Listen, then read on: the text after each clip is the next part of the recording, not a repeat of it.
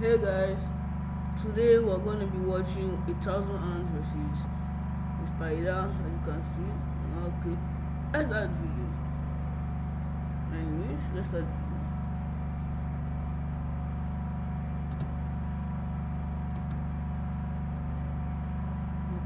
1,000 ants had to fight a black widow. What would actually happen? Would the spider's venom come out on top, or would the sheer number of ants overwhelm her? Well, in this video, I'm going to test ants against that and tons of other interesting scenarios to see how strong ants really are. The only problem is I don't have 1,000 ants. Thankfully, I found this website that sells just that. And the coolest thing is it's a mystery species, meaning we might actually get something really good. Let's just add this to the cart. And I bought the most expensive shipping option to make sure the ants would arrive without any dying during the shipping. Oh, I am so excited. As long as I got a good species, it's gonna be so fun to watch these go against the Black Widow and everything else I have planned for them. Anyways, I brought them to the recording area and opened up the package. And I was kind of surprised by what I found. Nah, are they in here? Oh my gosh, okay, there actually is like 1,000. Okay, at least I didn't get scammed. Since they were in a pill bottle, I couldn't really get a good look at them, so I got a clear container and dumped them all inside. Instantly, you could now see the true scale of what 1,000 ants actually looks like. And at least, I think it's 1,000. I'm not counting all these guys. And after analyzing the species, I realized that these were harvester ants, which are equipped with venomous stingers. And massive mandibles, meaning yes, this was actually going to be a very interesting video with everything I was going to test. Now, for these 1,000 ants to be able to fight a black widow, we first need to get them in a nest. And well, everyone say hello to the Terra jar. It's like Terra Green, except I replaced the green with a jar. Anyways, let me go and dump all these guys in here. Be free, everyone. This is way bigger than that tiny pill bottle you were in. Right away, you could see the ants starting to move around on top of the soil. Now, you might be thinking that this isn't enough space for the ants. Well, it actually is, because this is specifically designed for the ants to dig out tunnels all along the sides of the glass. And as the video progresses, we're gonna see their nests get crazier and crazier. And yeah, most of the ants were kind of going crazy trying to climb up the glass, but after leaving them alone for only a few hours, you could see they were already starting to construct their tunnel system. Are you telling me this man spent how many dollars to buy harvester ants? Like, why would you waste your time? You kind of want to buy Robux, but no. Harvester ants. Okay, my video is okay. Each of the worker ants would pick up singular grains of sand from the tunnels, walk up to the surface, drop the sand, and go back down to repeat the process. And when you have 1,000 ants, you can see they dig out a pretty good amount in only just an hour of this time-lapse footage. Oh yeah, it's sick to see the ants already starting to build their nest, and it should be fully dug out by the end of the video. Anyways, as you know, I'll be putting these guys to the test against a black widow. But before then, I have all of these different training activities to prepare the ants for the final spider boss. Second up, we're gonna see how fast they can take down some prey. Yup, we've got a cricket. Oh my gosh, crickets hate me, and sorry buddy, you are gonna be, well, I guess you guys will just see what's about to happen. And well, right after dropping the cricket in, literally within like a nanosecond, the ants were swarming it. I thought it would only take like a couple minutes, but no. This cricket was already pinned down, getting venom injected into him. As I said earlier, each of these ants is equipped with a venomous stinger that is obviously not super deadly to humans, but to crickets, when there's like 20 ants repeatedly stinging you, you're kind of done for. Yep, ants don't play around when there's a threat near their nest, and you can see over the next 30 minutes, the cricket stayed completely surrounded by the ants. And I'm guessing they already started to rip its antennas off and stuff to get a tasty meal to spread with the rest of the colony. Dang, that was cool to watch. Anyways, it's getting late, so I think I'm gonna go and put this bucket on top of the ants so it's dark for them. I'm gonna go to sleep, and hopefully when I wake up, there's gonna be tons more tunnels. Anyways, yeah, I'll see you guys in the morning. And over those next 10 hours, the ants made their tunnels so much larger and more intricate than before. And on the back, they even had tunnels all the way down at the bottom, with ants actively walking about the whole system. Anyway, ants, it's 8 a.m., and that means it's time.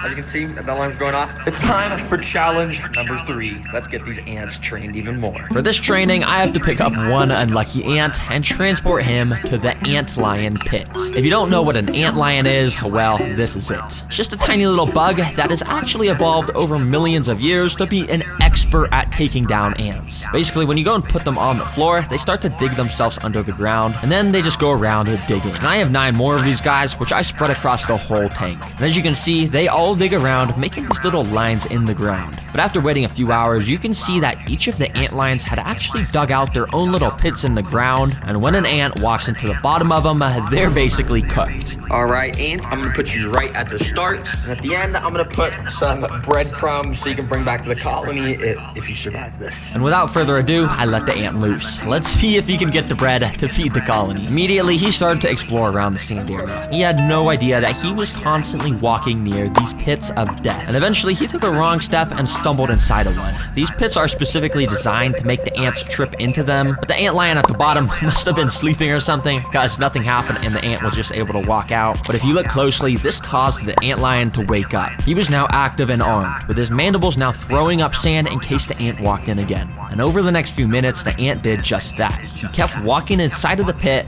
but the ant lion just could never quite snap on the ant at the right time. Well, that was until this. You see, this is paused footage, but basically if we unpause it, you can see exactly what happens when an ant lion gets a hold of the ant. The ant lion started to bring the ant underground, and within a few seconds, it was like there was never anything even here. I thought it was over, and you could tell by the sand moving that the ant was getting pulled further and further underground. But all of a sudden, I saw this. A little bit of the ant's head had poked out of the ground. He somehow was fighting back, and must have been using its stinger to try and escape. I immediately rushed back and recorded with my other camera, and what I saw was so weird. The ant had somehow made it out from under the sand, but it wasn't trying to escape. In fact, it was using its front legs to try and dig back under the ground. Bro, what the heck? Why is this ant digging like a dog? He's literally using his front legs to dig in the sand where he almost just got killed. Bro, this guy's crazy. Nah, bro, if you want to be eaten by an ant lion that bad, I would gladly put you right there. Have fun, buddy. And right after putting him in this pit, this ant lion also woke up and eventually snapped at the ants. And it once again started to pull him underground. But miraculously, this ant was able to fight back once again and somehow broke free,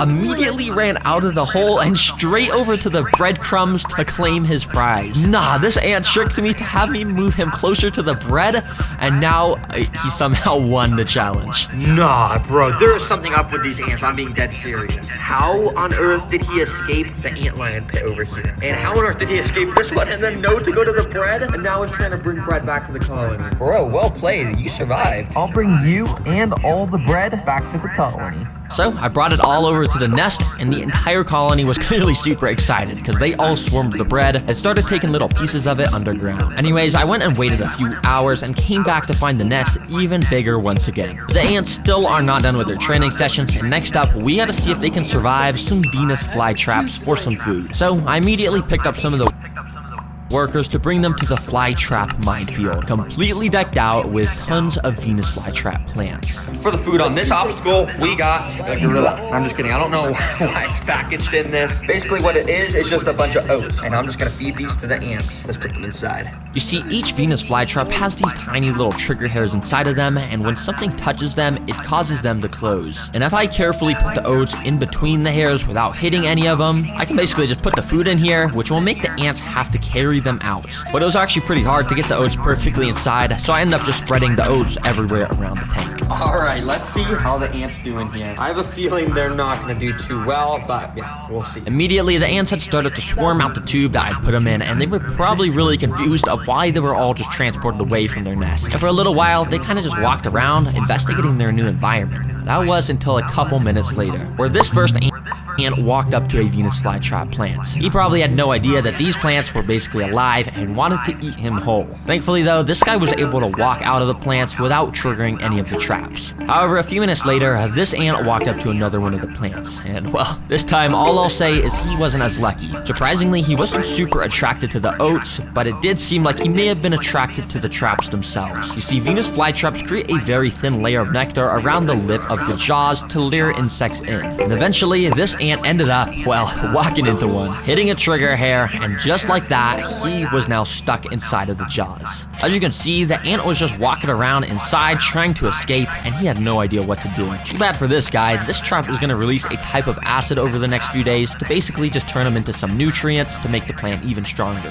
Now, interestingly enough, pretty much all the ants I had put inside were staying away from the traps and were all grouped up around this corner. In fact, they were actually starting the process of digging some more tunnels. Now, these ants still think they're in the nest. They're just trying to dig. Well, I mean, I guess it's pretty smart if you're not getting eaten by the traps. Because over the next 20 minutes, only one single ant came across another Venus flytrap. This guy. Let's call him Larry. Now, Larry is a daredevil because he was walking all over the jaws of all of these plants, absolutely risking it for the biscuit. But eventually, Larry's luck ran out because of this happened. The jaw had closed on him, leaving half of his body stuck out of it. But this was actually pretty good for Larry because it means he had a chance to escape. Using all of his strength, which albeit is not very much, he tried pushing himself out of the jaws. But the trap is designed to just get tighter and tighter as time goes on, meaning this ant was doomed. Well, not actually, because I kind of felt bad for Larry, so I cheated nature and used my tweezers to open the trap. I safely got Larry out and brought him back to the rest of the colony. Anyways, that training actually went really well. Every single ant survived except one. So I brought them all back to the nest and gave the whole colony a bunch of these little gorilla oats to show my support. As you can see, it didn't take long for some of the ants to start moving the oats down to their intricate tunnel systems. And speaking of these tunnel systems, the last training session I'm putting these ants through before the Black Widow is a flood simulation. Yeah, I'm flooding this ant nest. Well, kinda, because if I actually flooded this thing, it would kill every single ant. So instead, I've got this thing called the Little Dripper, which as you can see, drips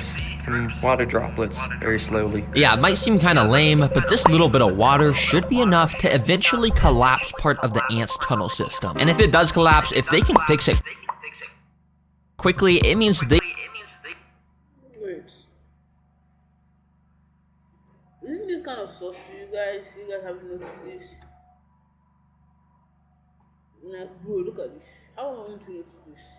See the joint. It basically says...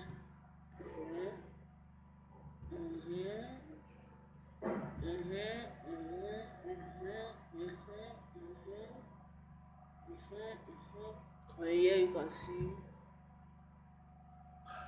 then here, you see this.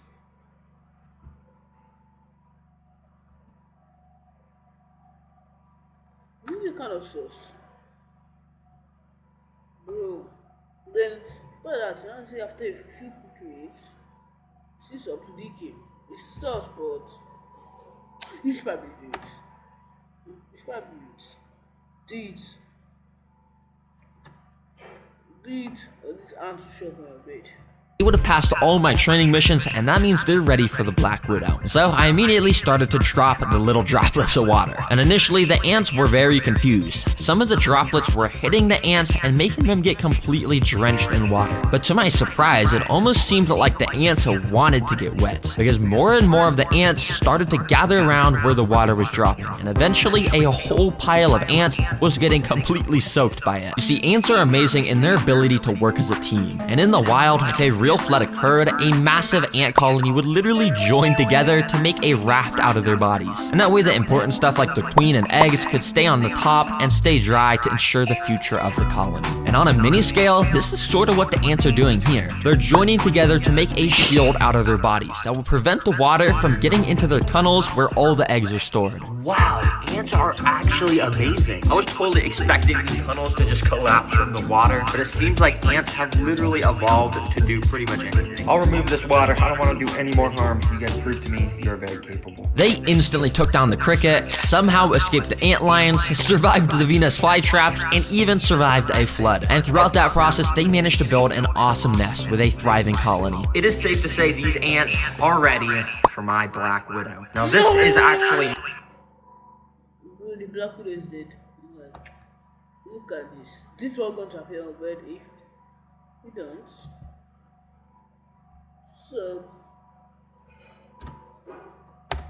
okay, let's go back to the video. Let's get it.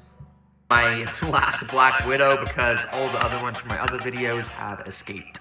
Yeah, don't tell my mom. But anyways, I went and put the Black Widow in a container so you guys could get a good look at it. And as you can tell, it has that insane, iconic red look at the article, I'm thinking this is fake. Like this is a literal toy. I'm like, look at this. This is plastic. Why can't you see? This is, oh my god.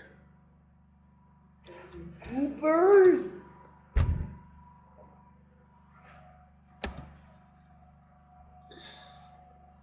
Hourglass abdomen. Wait, sorry. This is my pet robot Black Widow. This is not the real one. Here is the real Black Widow. As you can tell, it's extremely creepy. And under its glossy black abdomen is where the red hourglass is located. These guys have an insane amount of venom, so if it even bites a single ant, it's safe to say it's gonna be a goner. Anyways, here is the tank where the final battle will take place. I went and put a few sticks from my backyard, then I put in the Black Widow. Immediately, she started climbing all over the sticks, and I went and waited a little while she sort of settled in and found a nice spot to rest. Once she did, I went to the ant nest, scooped a good amount of the workers into a tube so we could get this battle started. Let's get these ants in here. Let the games begin! Immediately, the ants started to run out of the tube and down onto the sand. When pretty much all of the ants had made it down to the sand, some started to make their way over to the Black Widow, which was just perched right above them on the sticks. But I'm not gonna lie, I'm a pretty impatient guy, and I couldn't bear to wait for the battle to start. So I literally picked up the stick myself to bring the spider down to the ants. Immediately, the spider started to run around. None of the ants really noticed besides this guy. That kind of bit the spider's leg or something and scared it away. The spider tried to escape as fast as it could by climbing the glass, but it was too slick. Once a few other of the ants had noticed the Black Widow was on the ground, they started to jump it. And it was actually pretty funny to watch, because as you can see, there's barely any ants, and the spider was so scared, trying to run away at full speed. Bro, you're like the most venomous spider in the world. Why are you not just fighting back? And yeah, a couple of the ants just kind of continued to terrorize the Black Widow. But the thing is, all of the rest of the ants were kind of just doing their own thing at the other side of the enclosure. I had to make this more interesting, so I had a better plan. I went and picked up all of the ants to bring them back to the nest. Alright, well, I got the Black Widow from the tank, and hey, the title did say 1,000 ants versus Black Widow. Let's actually put this to the test against 1,000 ants. And well, I dropped the spider inside, and it immediately started going crazy, running everywhere. And obviously, the ants did not act kindly. Every single worker went on red alert mode and jumped onto the spider, grabbing her with their mandibles and repeatedly stinging it over and over. As you saw with the cricket, ants do not mess around with stuff in their nest. And to my surprise, the Black Widow did not even get a chance to fight back. It's actually pretty crazy how quickly the ants had pinned it down and started to devour it. And yeah, well, that's literally all that happened. And that should answer your question of who wins in a fight. 1,000 ants definitely wins. And they basically beat everything. There's a reason why ants are the secret king of the animal kingdom, because there's quadrillions of ants around the world. Oh, one final thing, I have an important message to all the kids and families and parents watching out there, because the new Terror Green Activity book was just released. No, seriously, we just released this book that we put so much time into to make it the most educational, fun experience ever. Everything can be colored, and it's a journey that goes through all 5 different biomes. But not only are there so many tons of fun facts, but it has you test your creativity. Like on this page, you got to design the perfect habitat for a mud skipper, and then this one you even get to design your own axolotl for each of those. I mean, I could talk about this for like 10 minutes, but if you just want to learn more and this sounds interesting to anyone out there watching, check it out on Terror Green Stories. Don't forget to like and subscribe. I hope you guys enjoyed this video. Thanks. Bye.